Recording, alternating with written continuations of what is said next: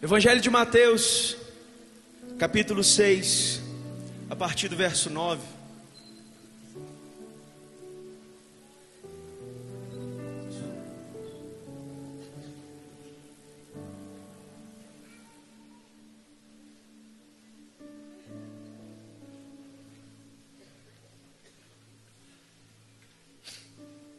Mateus 6, a partir do verso 9, diz assim: Vocês orem assim: Pai nosso que estás no céu, santificado seja o teu nome, venha o teu reino, seja feita a tua vontade, assim na terra como no céu. Dá-nos hoje o nosso pão de cada dia, perdoa as nossas dívidas, assim como perdoamos aos nossos devedores, e não nos deixes cair em tentação, mas livra-nos do mal, porque teu é o reino, o poder e a glória para sempre. Essa é uma das orações mais famosas de toda a cristandade. Você provavelmente já orou essa oração algumas dezenas ou centenas ou milhares de vezes ao longo da sua vida, dependendo das experiências que você teve no passado. Você provavelmente sabe essa oração de cor. Mas por causa da familiaridade que nós temos com essa oração, às vezes nós nos esquecemos o porquê que ela foi dada por Jesus. Ela está aqui em Mateus 6, no meio de um ensino de Jesus sobre a oração. Está bem no centro do Sermão do Monte. E especificamente na parte onde Jesus estava ensinando os seus discípulos acerca da oração, acerca de orar da maneira certa. Na versão de Lucas, no capítulo 11, diz especificamente que os discípulos viram Jesus orando, né? De certo dia Jesus estava orando num determinado lugar, e quando ele terminou de orar, os discípulos se aproximaram dele e disseram: Mestre, ensina-nos a orar, assim como João Batista ensinou aos seus discípulos. O Max Lucado, ele tem um livro chamado Antes de Dizer Amém, que ele fala sobre oração. Ele faz um comentário interessante. Ele diz que essa é a única aula que os discípulos pediram. Sabe, no seminário itinerante da Galileia, quem montava a grade curricular era o próprio Jesus. O trabalho dele era mais fácil do que dos coordenadores do Carisma, porque só tinha um professor. Então se precisasse mudar as coisas era de boa, né? Era mais tranquilo. Então ele aceitou a sugestão da inclusão da matéria. E o que parece que está acontecendo aqui é que os discípulos são movidos a pedir essa aula depois de observar a vida de oração de Jesus. Eu não sei se você já passou por essa experiência, mas às vezes a gente que é crente, a gente pensa: eu oro muito bem, eu oro muito bonito, até o dia que você vê alguém que ora melhor que você, e você pensa: rapaz, eu queria orar assim, ó. Você está super feliz que você ora 1 hora por dia, e de repente você conhece alguém que ora 3. Você pensa: eu acho que dá para melhorar um cadinho.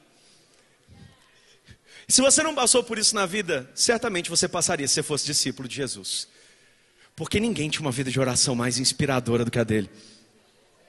Eu imagino os discípulos comentando um com o outro: gente, como é que ele faz para orar esse tanto? Esse tempo todo ele já está lá mais de 1 hora, disse o discípulo olhando para o relógio de pulso, que certamente já existia, né? Ele já está lá tem mais de 1 hora, ele não para de orar. Como é que ele ora com essa intensidade? Como é que ele ora com essa intimidade?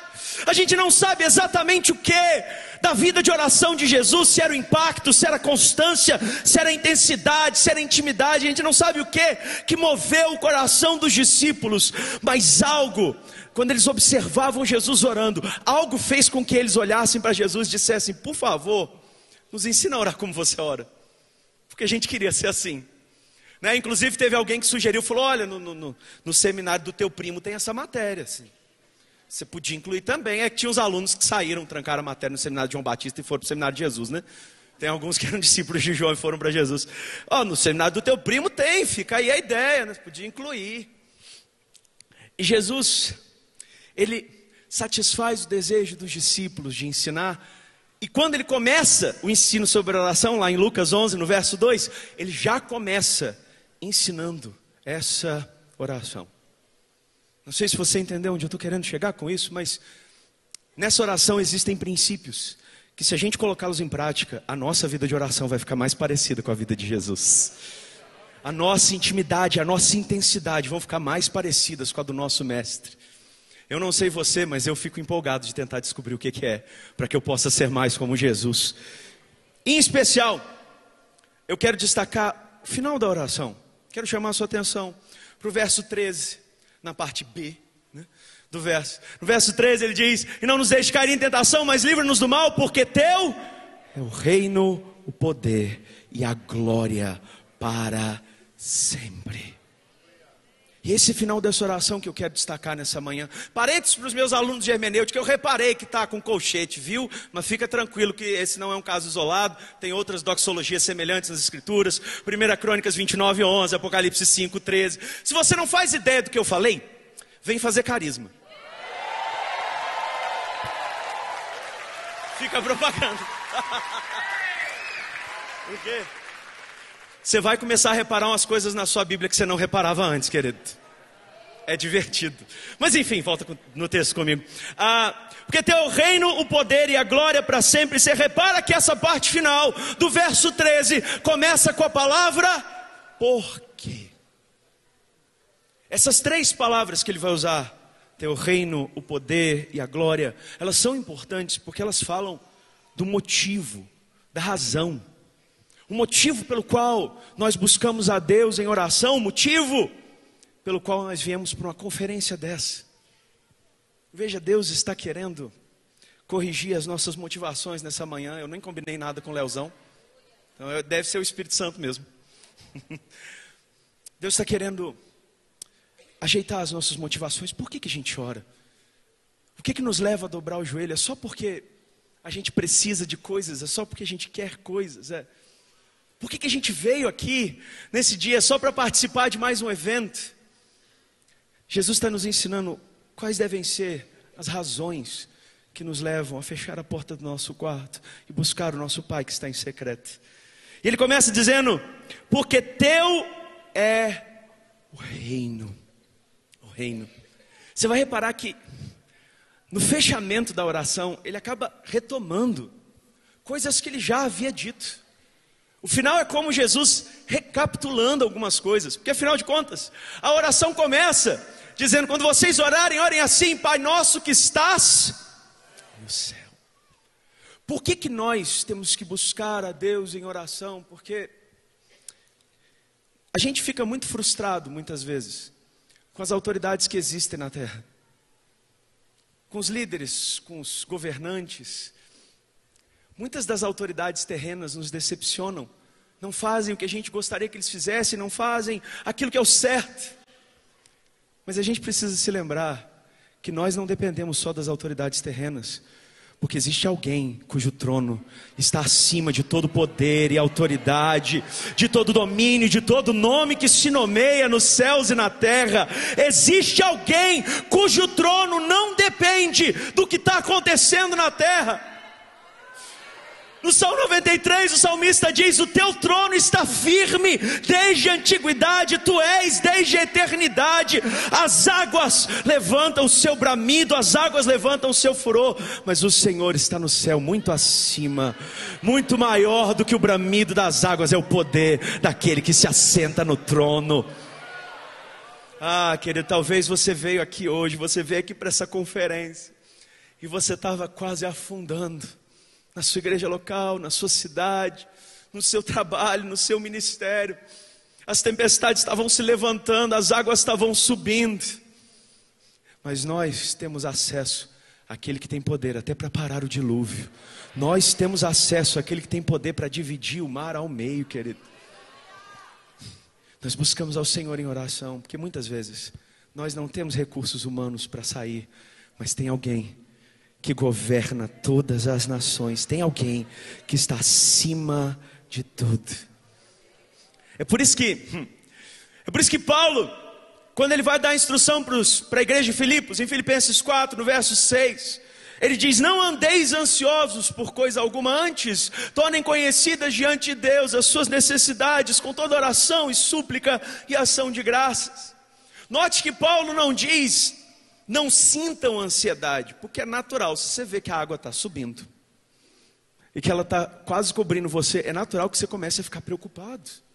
É natural que você comece a ficar ansioso. Você vê a água subindo.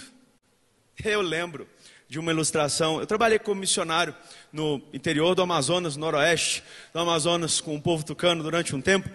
E eu lembro uma vez que eu estava viajando para uma aldeia junto com os colegas indígenas, que eram cristãos também, e a canoa em particular, a gente viajou 3 dias naquela canoa, e a canoa estava vazando.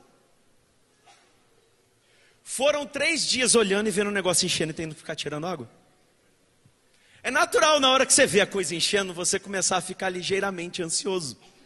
Isso é normal, isso acontece com todo mundo. Mas você não precisa andar ansioso. Essa que é a questão. A ansiedade vai bater, mas ela não precisa continuar com você.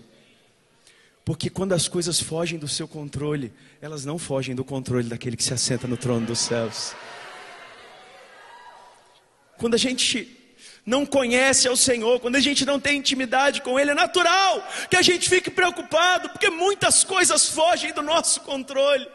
Por isso que a gente tem que lembrar que no fim das contas o reino é dele. Quem governa todas as nações é Ele. Nós temos acesso àquele que sustenta o universo na palma das suas mãos. E Ele não se abala quando as ondas estão subindo. Aliás, Jesus termina a gente lembrando, porque teu é o reino. Mas logo no começo da oração, no verso 10, Ele havia ensinado os discípulos a orar: venha o teu reino. Então quando Ele termina dizendo, porque teu é o reino, Ele está lembrando que o reino que nós temos que buscar, que nós temos que pedir para que venha, não é o nosso, não é o de nenhuma outra pessoa, é o reino dEle. Só pode ter um rei no trono. E muitas vezes, a gente sem perceber, deixa que outras pessoas assumam o trono do nosso coração. Por isso que o Senhor começou falando isso nessa manhã, porque muitas vezes a gente não percebe. Quando nós começamos a buscar outras vontades, e outros sonhos, e outros projetos. Talvez você entrou aqui nessa manhã e você está acostumado a ouvir as pessoas dizendo para você seguir os seus sonhos, para você alcançar os seus desejos. E eu estou aqui para te dizer nessa manhã: esquece do seu sonho, bicho. Larga a mão dos seus desejos, porque a vontade de Deus é boa, agradável e perfeita. Pede o reino dele, Ele sabe melhor do que você, Ele sabe o que é melhor para você. Porque isso não é, quando nós falamos de teu é o reino, o próprio Jesus ensina, quando Ele ora, vem o teu reino, a frase seguinte é: seja feita a tua vontade, assim na terra como nos céus. Você quer descobrir quem está governando a sua vida?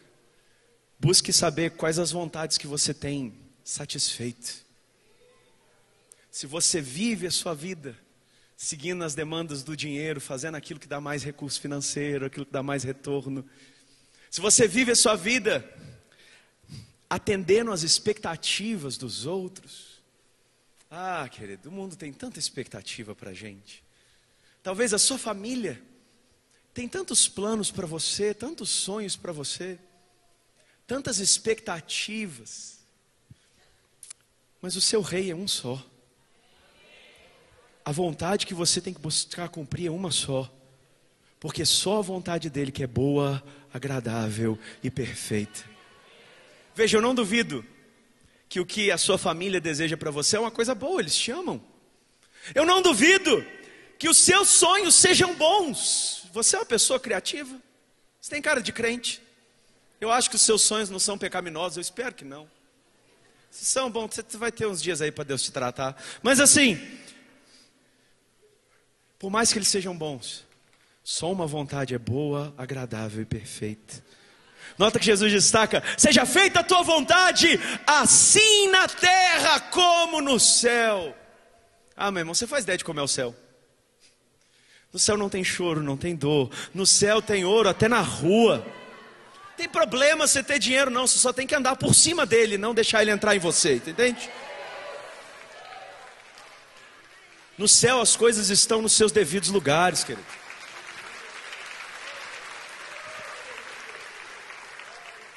O ouro não está no trono, ele está embaixo dos pés, entende? No céu as coisas estão no devido lugar. Tem muita coisa que é boa na nossa vida, mas que às vezes a gente botou ela no lugar errado. Não é que Deus está te mandando jogar essas coisas fora. É só para você não deixar ela no lugar que pertence ao Senhor. Só tem uma vontade que é boa, agradável e perfeita. Só tem um reino que nós temos que buscar. Só tem um reino que nós temos que anunciar. Quando a vontade de Deus se estabelece, tudo fica perfeito.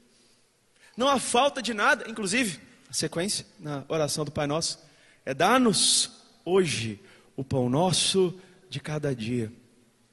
Um bom rei, ele providencia para os seus súditos. No próprio texto aqui, se você continua lendo, no próprio capítulo 6, mais na frente, Jesus vai dizer para os seus discípulos: não andem preocupados com o que vocês vão comer, ou beber, ou vestir. São os pagãos que correm atrás dessas coisas, porque o seu Pai Celestial sabe que vocês precisam dela. Apenas busque o reino de Deus, busque em primeiro lugar, nota isso. Busque em primeiro lugar o reino de Deus e a sua justiça, e todas estas coisas vos serão acrescentadas. A ideia é de quando nós buscamos o reino de Deus, buscamos a vontade de Deus, Deus cuida da gente. Deus providencia para as nossas necessidades. Às vezes, Deus dá direções para nós que nos colocam em lugares vulneráveis. Deus estava levando, por exemplo, o povo de Israel, depois que ele liberta o povo da escravidão, ele estava levando o povo para a terra prometida, para a terra que mana leite e mel, mas o caminho não era muito confortável, não. O caminho era no deserto. Deus estava levando o seu povo a passar por um lugar que não tinha comida, que não tinha água, que não tinha nada. Mas você já leu o Êxodo? O povo de Israel passou necessidade alguma vez? Teve algum dia que eles passaram fome, teve algum dia que eles passaram sede. Quando a gente segue a vontade de Deus, se preciso for, Deus manda o pão cair do céu, querido. Deus tem poder para providenciar. Só que a questão é, se a gente segue a direção dele, ele vai providenciar. Se você quiser seguir o seu próprio caminho, aí você se vira. Aí é contigo.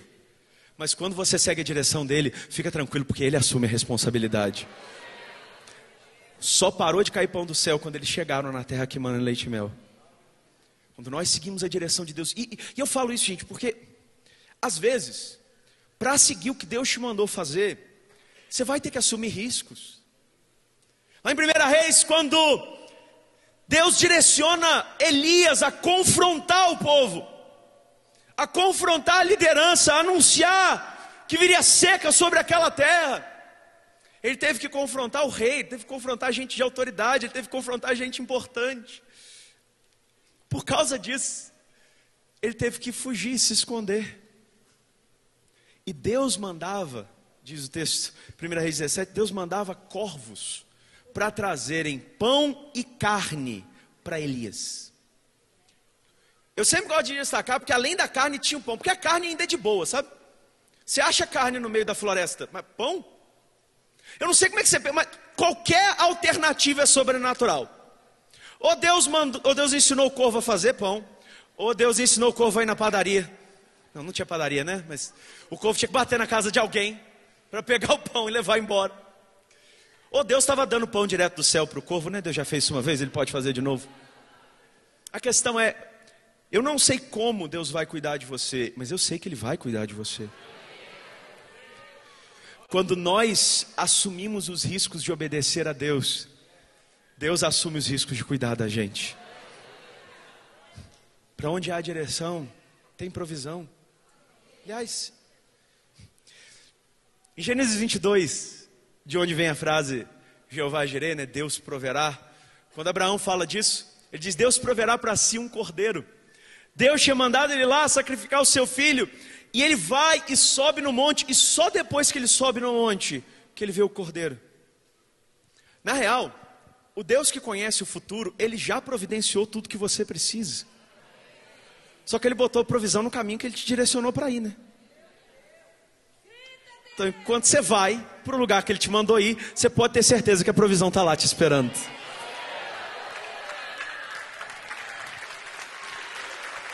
Aleluia. Inclusive, A provisão não é só física, né? Ela também é espiritual. A sequência na oração do Pai Nosso é: perdoa as nossas dívidas. No contexto de Gênesis 22, onde vem a frase Deus proverá, Ele providenciou para si um cordeiro. Estava apontando para o sacrifício de Cristo. Nós não tínhamos como satisfazer as nossas próprias necessidades espirituais. Nós não tínhamos como, pela nossa própria justiça, buscar a nossa salvação. Então Deus fez aquilo que nós não podíamos fazer, enviando o seu próprio Filho para morrer em nosso lugar. Deus já providenciou o sangue necessário, Ele já pagou o preço. João 19:30, no final do evento da crucificação, Jesus diz: está consumado. Meu irmão, para com esse negócio de querer pagar o preço, porque o preço já foi pago. Para com essa parada.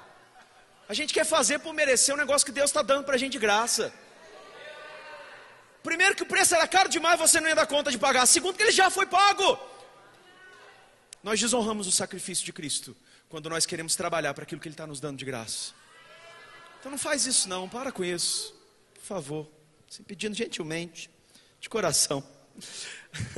Aliás, a sequência, né, do verso 12, quando ele diz: perdoa as nossas dívidas, a continuação é: assim como nós perdoamos aqueles que nos devem. Assim como nós perdoamos os nossos devedores, e não deixes cair em tentação. No final da oração, Jesus diz: porque teu é o reino, o poder e a glória. Não só Ele é o governador, Ele é o Senhor, Ele é o Rei, como Ele também é aquele que tem todo o poder, e é dele que vem o poder que nós necessitamos. Nós só conseguimos perdoar porque Ele nos capacita a perdoar. O C.S. Lewis sempre fala que, ele falava que perdão é uma ótima ideia até que você tem que fazer. É uma coisa linda até o dia que você tem que perdoar alguém. Porque o dia que você tem que perdoar alguém, você descobre que, humanamente falando, não é uma coisa muito fácil de fazer. Mas o Espírito Santo já está derramado no seu coração. Romanos 5,5 diz que o amor de Deus já está derramado em nosso coração por meio do Espírito Santo. Nós podemos amar as pessoas como Deus ama por causa da capacitação do Espírito. É Ele quem faz brotar o fruto da nossa nova natureza, que é o amor. O fruto do Espírito, que é o amor. Nós não fazemos pela nossa força. E nós também não vivemos em santidade pela nossa força, que é a continuação, né? E não nos deixes cair em tentação, mas livra-nos do mal. Eu gosto da expressão não nos deixes cair em tentação. A impressão que dá é que para que a gente ceda a tentação é só Deus cruzar os braços. Mas a boa notícia é que Ele não está de braços cruzados. O Espírito Santo mora dentro de você, e pelo Espírito nós podemos fazer morrer os atos do corpo. Romanos 8,12. Quando nós vivemos pelo Espírito, Gálatas 5,16, de modo nenhum nós vamos satisfazer os desejos da carne. Por isso que a gente tem que ser cheio do Espírito Santo, para que a gente dê conta de fazer aquilo que o Senhor está nos chamando para fazer. Em João 15, quando Jesus diz: eu sou a videira, vocês são os ramos, Ele diz: nenhum ramo pode dar fruto se não estiver na videira. Assim, sem mim, nada podeis fazer. A gente não pode dar fruto sem a ação do Espírito Santo. A gente não pode dar fruto sem o poder que vem da videira. O fruto é algo que não é para a própria árvore, né? Assim, um exemplo que o Drummond sempre gostava de citar é que você não vai ver uma macieira comendo maçã. Você não vai ver uma mangueira chupando manga, né? Se você ver, repreende, tem alguma coisa muito errada rolando. Naturalmente falando, não existe isso. O fruto não é para a alimentação da própria árvore.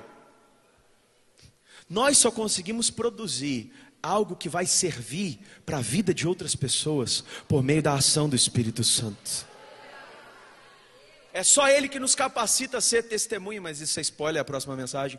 E é só Ele que nos capacita a servir. Em 1 Coríntios 12, vai dizer que existem muitos dons, mas o Espírito é o mesmo. Existem diferentes ministérios, mas Deus é o mesmo, o Senhor é o mesmo. Existem diferentes formas de atuação, mas é o mesmo Deus que efetua tudo em todos. Não interessa qual é o seu ministério, querido. A capacitação para exercê-lo vem do Espírito Santo. E para aqueles ministérios que são mais, entre aspas, espirituais, eu acho que a coisa é um pouco mais óbvia. Porque não dá para a gente profetizar, por exemplo, sem inspiração do Espírito. Eu espero que isso fique claro para você, né? Porque tem uma galera que tira profecia de outros âmbitos que não do Espírito Santo. E o nome disso não era para ser profecia, era coisa da sua cabeça mesmo.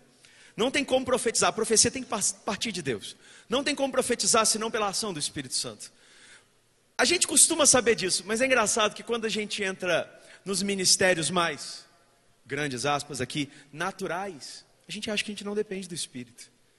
Meu irmão, a gente depende do Espírito para receber as pessoas com a intensidade que a gente vê recebê-los na igreja, para servir como diácono, para arrumar a igreja do jeito excelente que a gente deve arrumar, para zelar pelo patrimônio do jeito que a gente tem que zelar. Qualquer ministério, por mais que ele pareça natural, depende da unção do Espírito. Isso é importante de falar, porque talvez o ministério que Deus chamou para fazer, você nasceu com habilidade natural para aquilo. Acho lindo ver os irmãos cantando. Eu não farei isso porque eu amo demais você. Não quero te sujeitar a isso. Tem gente que não nasce com o dom natural, mas ainda que você nasça com uma voz linda e com habilidade natural, para que a igreja seja edificada, você vai precisar da ação do Espírito Santo. Porque se você faz na força do seu braço, há uma grande chance de que você atraia a glória para você. E esse é o problema, porque ainda que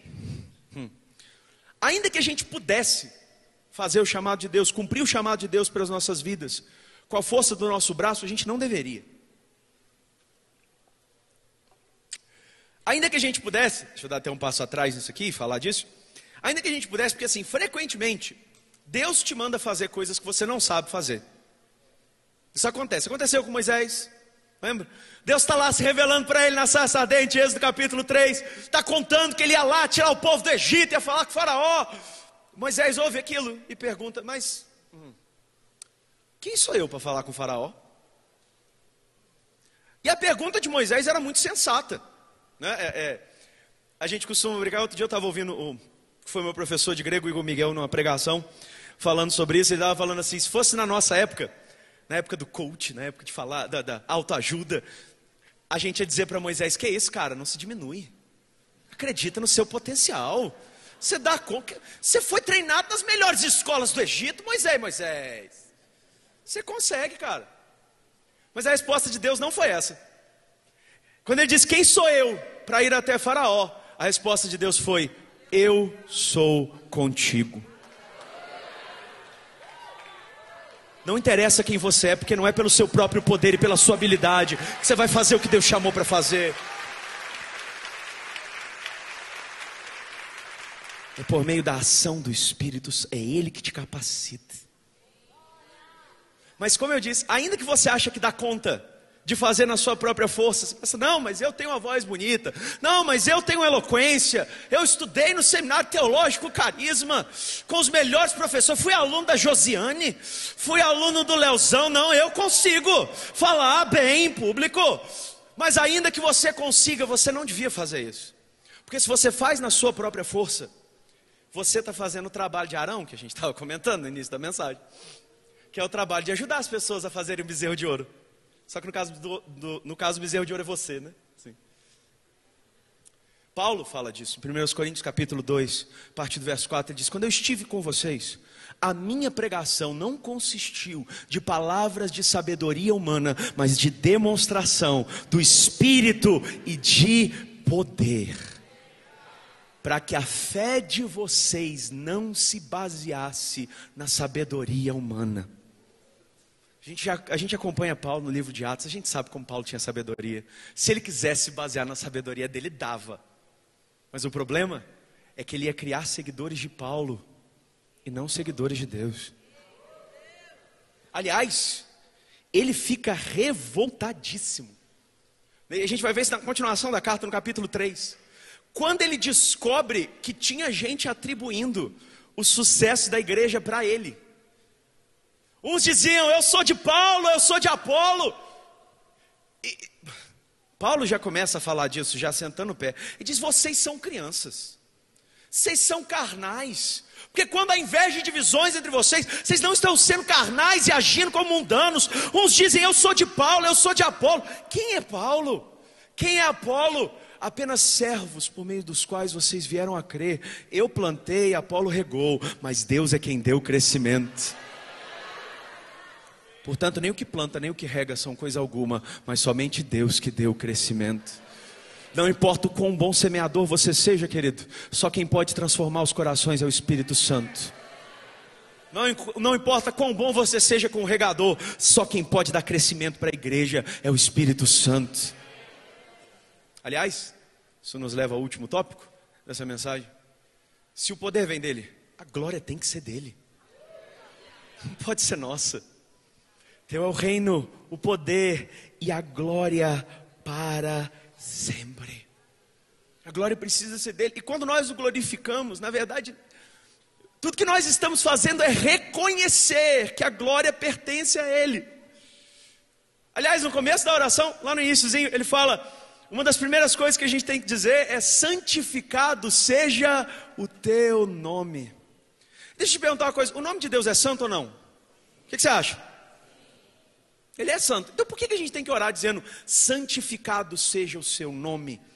Não é que Deus depende da nossa oração para tornar o seu nome santo. É que quando nós fazemos essa oração, nós estamos reconhecendo a santidade do nome dele. É isso que a gente faz quando a gente glorifica ao Senhor. Ele já tem toda a glória, mas a gente está reconhecendo que a glória pertence a ele.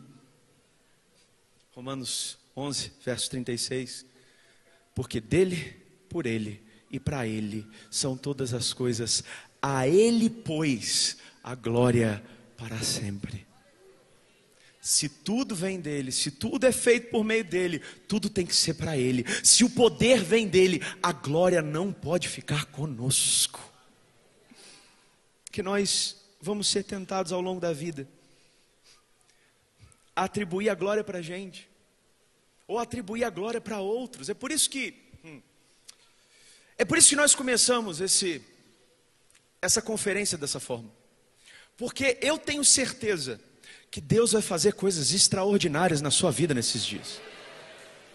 Eu tenho certeza que o que vai acontecer nessa conferência é só o começo, porque o que Deus vai fazer através de você, a partir dos dias que vem depois dessa conferência, é ainda mais maravilhoso. Conversávamos isso agora antes do culto com alguns colegas, que é engraçado que as conferências do carisma parece que a gente fala uma coisa e no ano seguinte que as coisas começam a se cumprir. Então você acha que o poder e a glória vai terminar aqui, meu irmão? Está só começando. Deus ainda tem muito mais do poder dele para derramar em você e através de você. Deus ainda tem muito da sua glória para revelar, mas ele revela a glória para que ele seja glorificado. Porque há o risco da gente atribuir para os outros a glória, e há um risco, e eu quero terminar com isso. Há um risco muito sério de você atribuir a glória para outros. Então eu já começo dizendo, para você não ficar atribuindo glória para quem quer que venha subir aqui em cima. Se chama Conferência do Espírito Santo, porque ele é o ator principal aqui. Então já começa por aí, já começa não jogando as coroas para as pessoas erradas. Mas tem algo a mais, e eu falo sério aqui. Eu tenho a convicção de que o que Deus vai derramar sobre você nesses dias não é só para você. O que Deus vai derramar sobre você nesses dias é para que você seja instrumento e canal dele na vida de outras pessoas. E saiba disso, as pessoas vão querer atribuir a glória para você. Se você deixar, se você não fizer nada, elas vão querer atribuir a glória para você. Em Atos capítulo 3, quando os discípulos estão lá na Porta Formosa, né, Pedro e João, eles passam e tinha uma pessoa pedindo esmolas em frente à Porta Formosa, e ele olha para eles e diz assim: olhe para nós não temos ouro nem prata, mas o que nós temos, isso nós te damos, em nome de Jesus Cristo, levanta e anda. Eu não sei como está a sua conta bancária, mas eu sei que você vai sair daqui cheio do poder do Espírito Santo. E você vai poder dizer o mesmo para aquela pessoa. Independente do quanto ouro e prata você tem, eu sei que você sai daqui com o poder do nome de Jesus. Ele nos confiou a autoridade e o poder de usarmos o seu nome como seus representantes. Mas quando eles fazem isso e dizem, levanta em nome de Jesus, naquele mesmo momento, as juntas, os ossos do pé do homem voltaram para o lugar, e ele começou a correr e a saltar e a glorificar a Deus. O homem sabia que quem tinha feito o milagre era Jesus. Só que logo depois começou a se juntar uma multidão. E no verso 12, quando Pedro começa a sua pregação, a primeira coisa que ele fala é: irmãos, por que vocês estão olhando para nós? Como se pelo nosso poder ou pela nossa piedade nós tivéssemos feito esse homem andar. Ele está aqui por causa do nome de Jesus. É pela fé que há no nome que esse homem foi curado. Os sinais são para apontar para a mensagem. Os sinais são para apontar para o nome de Jesus. E faz parte do seu trabalho enquanto ministro do Evangelho. Na hora que as pessoas botarem o olho para você, você dizer para eles: ei, aqui não, aqui ó, fica de pé no seu lugar. Quero terminar orando com você.